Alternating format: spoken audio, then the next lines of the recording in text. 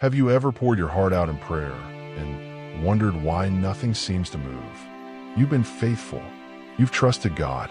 Yet the answer feels delayed and the breakthrough feels distant. Maybe you've whispered, "Lord, am I missing something?" What if the next step isn't praying harder, but creating more space for God to work? That's where fasting comes in. Fasting is not an outdated ritual or extreme religious act. It's a powerful spiritual practice that helps realign your heart with God's purpose and power. In this video, we're going to talk about fasting for spiritual breakthrough, especially if you're a beginner.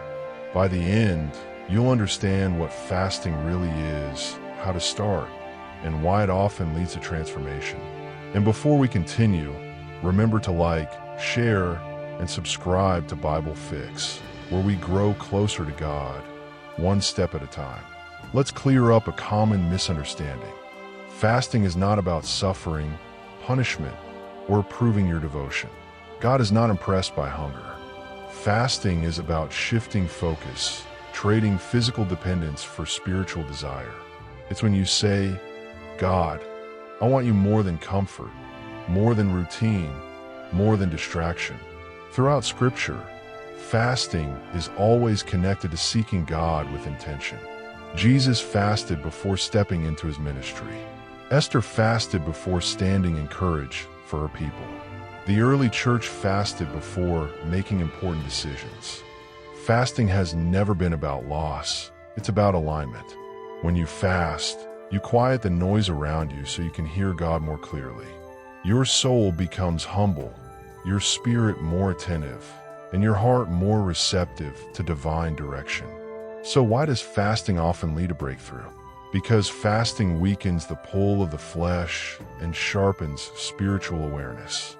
When the body becomes quieter, the spirit becomes louder. Scripture begins to speak differently. Prayer feels deeper. God's presence becomes more tangible. Jesus said that some struggles cannot be overcome through prayer alone. They require prayer and fasting.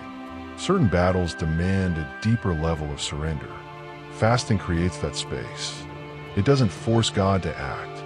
Instead, it positions you to receive what He's already ready to release. Fasting doesn't change God's heart. It softens yours.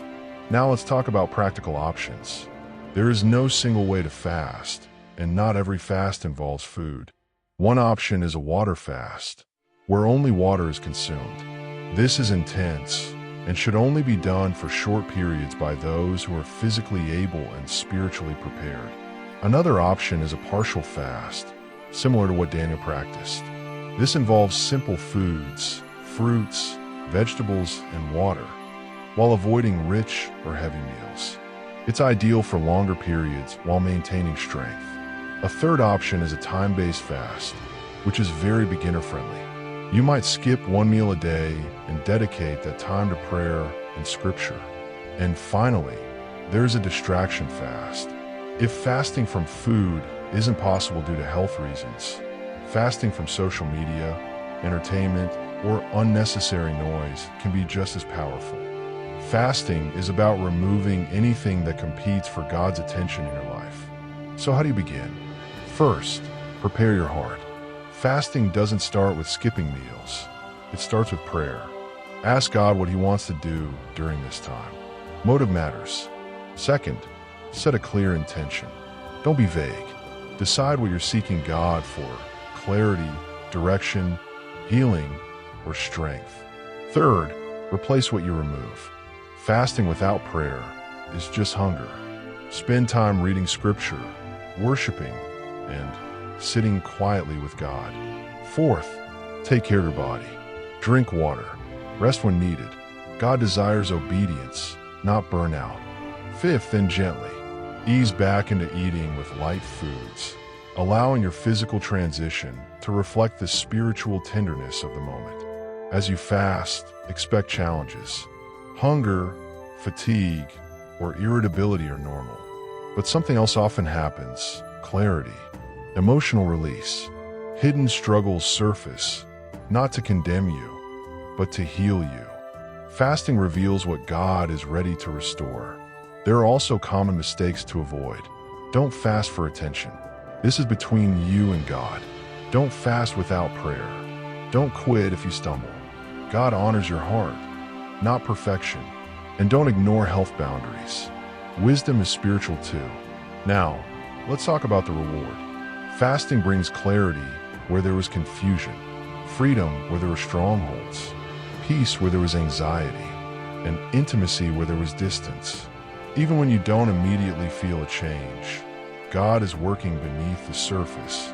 If this message is speaking to you, type in the comments, "I'm ready for my breakthrough." So where should you start?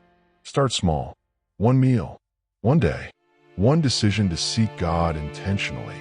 Don't aim for perfection, aim for connection. Fasting isn't about getting something from God. It's about getting closer to Him. Every hunger pang becomes a reminder. God, you are what I truly need. If you've been waiting for something to shift, this may be your moment. Fast with faith.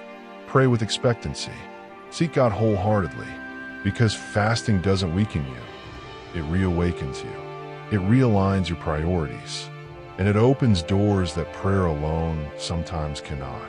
Thank you for watching Bible Fix. If this video blessed you, subscribe, turn on notifications, and share it with someone who needs a spiritual reset. And remember, when fasting is done the right way, you don't lose strength. You gain spiritual power. God bless you. See you in the next one.